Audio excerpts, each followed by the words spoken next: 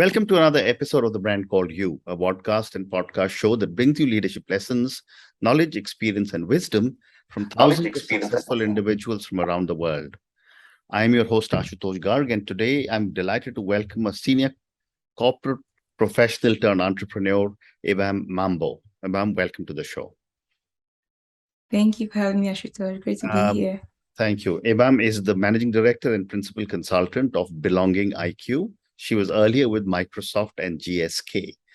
So, Abam, before we go further, tell me a little bit about your own journey in brief. Very quickly, I was born in Cameroon and I moved to the US when I was a child. Well, I was 16. And then I went to school there, law school, graduated, worked. And then my company moved me to South Africa and then to Singapore. I'm a mom of a 12-year-old and a writer and speaker. So that's me in a nutshell. Wonderful. So, you when I was reading about you, you say that you help leaders and organizations cultivate a culture of belonging to boost engagement, productivity, well-being, inclusion, and retention. Help me understand this, and please give me an example. Yeah, so Ashutosh, if you think about it, when we're growing up, we have a sense of identity and who we are from our family. And the further and further away we move from our families and communities, we get more and more estranged. So if you think about the workplace, a lot of people in the workplace feel like they're not accepted for who they are. And what we know from social psychologists, Abraham Maslow, is the hierarchy of needs. Our third human need is the need to belong. So what I help companies do is to think through, how do we make sure every single employee feels like they belong in the company, because that's what gives them the motivation to be productive, to connect, and to stay in the same workplace. So I help employers think through that, and we think about things like, when we're recruiting, what kind of culture are we introducing people into? Do we accept people of different races and backgrounds and that sort of thing? So that's what belonging is in a nutshell. It's basically just creating a space where people feel safe and where they can be their authentic selves, so they can be motivated to contribute at their absolute best to the company. Yeah. Interesting. And, when you talk of belonging, what are some of the factors you consider for an employee to start thinking they belong to a company? I love that question. The first thing is just being accepted as you are, right? So a lot of people think that the concept of workplace belonging is foreign. It's not. It's been with us from the time we were children. You think about being on a soccer field playing and not getting chosen to play on a team, you feel rejected. So the first thing I think about is, am I welcome here? In this body, with this hair, in this skin, with this voice, am I welcome here? Am I part of this community? I think that the biggest thing is being accepted. The other one is being seen and being heard. When you have something to say, is your viewpoint validated? Are you listened to? Are you heard? Another one is valued. A lot of employees complain that, no matter how much I work, I'm not valued in my workplace. So that's one of the things that I think about when I think about employees who feel like, do I belong in a place? Is being seen, being heard, being valued, and being respected. Those are some of the elements I look at. Very interesting. And what made you give up the corporate world and start off on your own? Say again? What made you give up the corporate world, Microsoft and GSK, and what made you start Belonging IQ? So it was a number of things. I've always been very interested in the idea of community at work. And I felt that doing it from the inside is harder, because as one person, it's hard to get a message through when you're not at the very top. As a consultant, when you go in, it's easier to, first of all, people come to you when they have a problem, so they're much more willing to listen. And I thought I had figured out an approach. So I came from an employment law background, a compliance officer, and an investigator. And over 15 years, I had figured out what makes employees stay and what makes them leave. And so I wanted to get away from being tied to one company's identity or values or opinion, and really kind of create something that was my own, that I could spread. So It's much easier to leave the corporate world and then come back in as a consultant with my own ideas and my own perspective, but also, quite frankly, learning from the company that I work with as I go forward. So that's why I did it. I just thought I'd be restricted working for a company while doing this kind of work. Yeah. And a follow-up question, Abam, for you is that in today's corporate world, where work from home has become almost like a new normal, how do you Yes. build a sense of belonging? That is the number one question I get from my clients. Okay. I think the first thing is companies need to understand. So what's happening now is some companies are pushing really hard to force people back into the office. The first thing they need to understand is work is competing with home. So if you force people to choose, they will choose home. So the first thing I think to create a sense of belonging is, first of all, creating an understanding that we have asked employees to be home for 2 years. We can't just yank them out of that, right? It's really important that we understand what has happened to all of us in the last 2 years. And so that understanding, of course, requires conversation. You remember what I said before? To have a sense of belonging, people want to feel heard and seen. Employers who do that are creating that sense of belonging from the very beginning, even if they are working remotely. Then you have little things like create rituals. Even if you have online meetings, create rituals. You celebrate birthdays online. Other things, you ask people to turn on their camera so you can see them and connect. I say be intentional. When you ask people to come to the office, don't say just come 3 days a week. Pick a day. Every Thursday, everyone comes in. Be intentional about that. And also, I think it's really important to be overly communicative during this time, because we can't see each other, right, as much. So I think to create a sense of belonging, we have to be much more vocal about our needs, our shared values, our expectations, more so than we were before. So I think there's some of those ways that you can still do that. One of my favorite things about the pandemic, by the way, was people being on camera. You saw their children, you saw the mementos on their desks. You got to really know who they were beyond the office. I think that made us seem much more human. Correct. Right? And I think as long as we work from home, we should continue to encourage that. So the crying child might be irritating for a little bit, but so what? The barking dog. I think all of that humanizes us, and employers should continue that while gently transforming the workplace into a warm, welcoming place that feels a little bit more like home. Well said. Because, like I said, Great we're competing with response. home.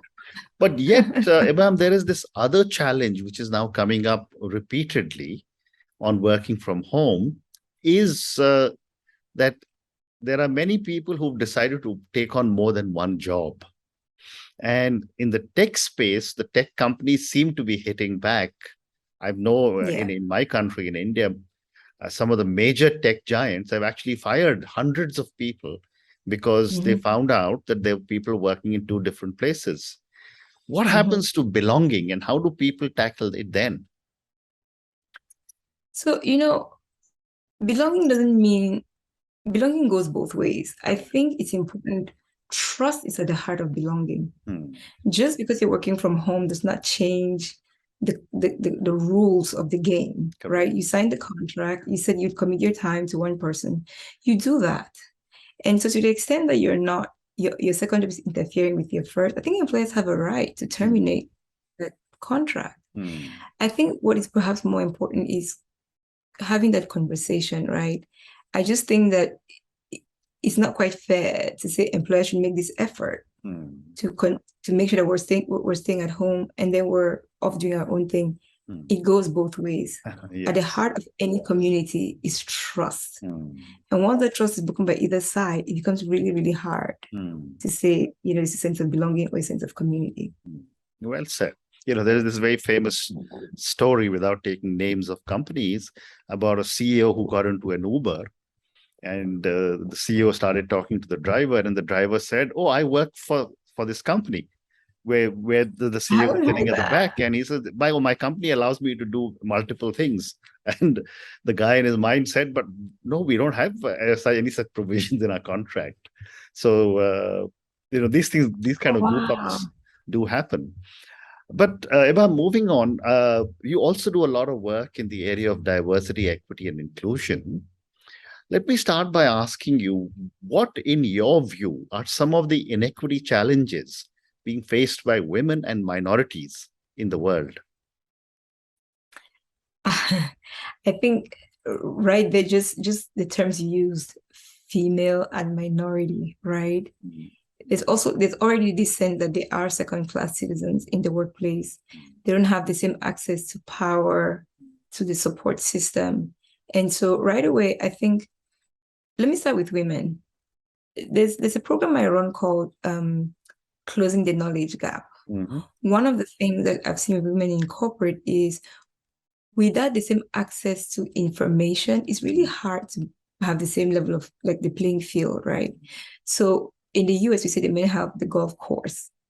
So we have to think about it. How do we transfer information, knowledge, those hidden nuggets in a company culture that allow a person to advance? I think a lot of women don't have access to that because they don't have the golf course concept. And the same goes with minorities in any society, right? They're operating within a paradigm that's driven by a majority and not by them. So I think to start to close those gaps, we need to start to look at the whole and say, what does this individual person bring to the table? I think it's this whole segregation of people around race and class and gender that creates these inequities. So I think where we have to go is, what does this individual bring to the table? And how can they contribute to my company? And how can I support them to grow? And I think, and the other thing that worries me is minorities and women, this fear of having a voice because of retaliation. One of the areas I worked in was, of course, sexual harassment, right? And so you hear a lot about women who are afraid to come forward and report that they have been sexually harassed for fear of termination. So, or retaliation, rather. That's another area. So this powerlessness joined with voicelessness are two things that I see with minorities and women. And I think employers have to work extra hard to actually extend protections to these groups because historically, they've just been disadvantaged. Yeah. Very interesting. There is also a lot of talk about inclusion all over the world. I'd love to get your perspective on how much is actually being achieved. Oh my gosh, that's an interesting question. It's hard to say because I think it depends on the community and it depends on the company. So some companies are doing a better job than others. But Ashutosh, I'll tell you this. The reason why I chose to focus on belonging is because I see diversity and inclusion as component parts of that. But they are not the end goal. They cannot be the end goal. How do we know? Because inclusion is an act. I can include you in anything I want to, but if you don't feel like you belong, it doesn't matter. It really doesn't matter, right? So I think inclusion has to be measured by what the company, for example, is doing, but also how the individual is being received. So I think depending on where you are in the world and depending on the level of conversation, strides are being made. It's really hard for me to say how successful people are. I think it just varies company by company. Yeah. Fair enough. So let's go back to belonging.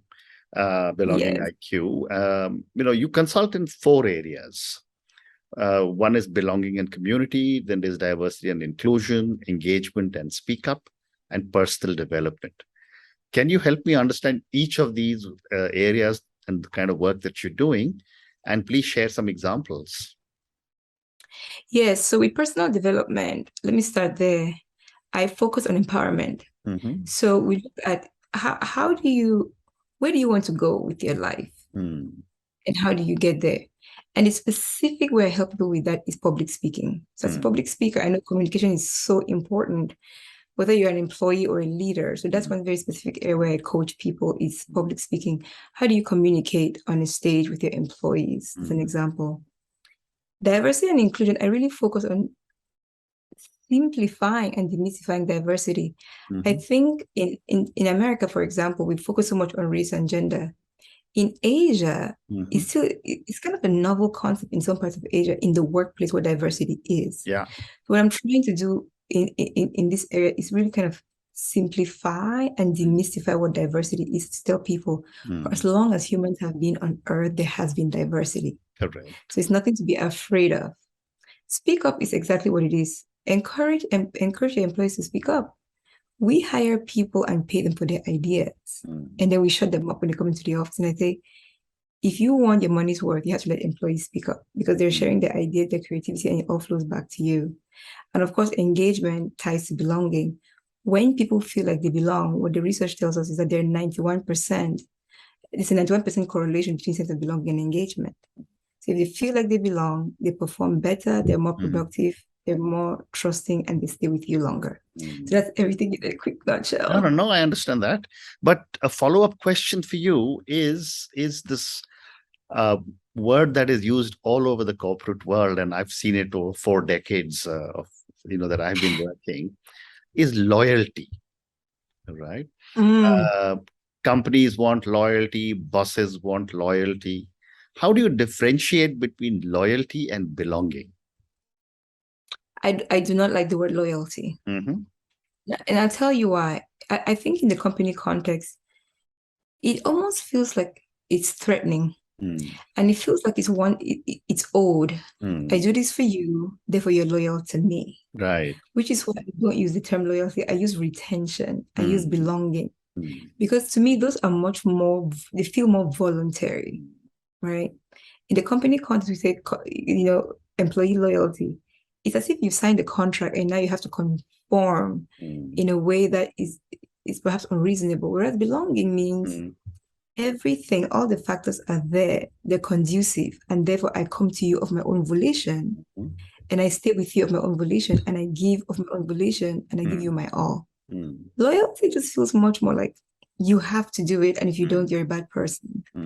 So that's why I'm very wary of using that in the context of the workforce, because I think if you create the right conditions for belonging, which is diversity, you embrace diversity, embrace inclusion, you give people a voice, they can be themselves, you don't need loyalty because they come to you of their own accord and they stay. You're well said, because loyalty is very binary. Either you're loyal or you're not loyal. You're not. Yes. And there are some, and I've seen this a lot in Asia, in Asian culture. Loyal, you're either a very loyal employee, in which case you're rewarded, and if you're not a loyal employee, then you may not get rewarded. Yes. It's a concept of you're either with us or you're against us, right? And that just puts people in the position to choose. And many people don't like to choose, right? They like to know that I have, if you make the conditions conducive, these things happen quite organically, right? And that's what I'm trying to help companies move to is if you create a conducive space, people will come and they will stay and they'll give you their best. Well said. My next question to you is on culture. You're currently in the US, which is very multicultural. You work and live in Singapore, and in Asia, which is equally multicultural. What are your thoughts on culture and belonging? I think culture is such a beautiful thing.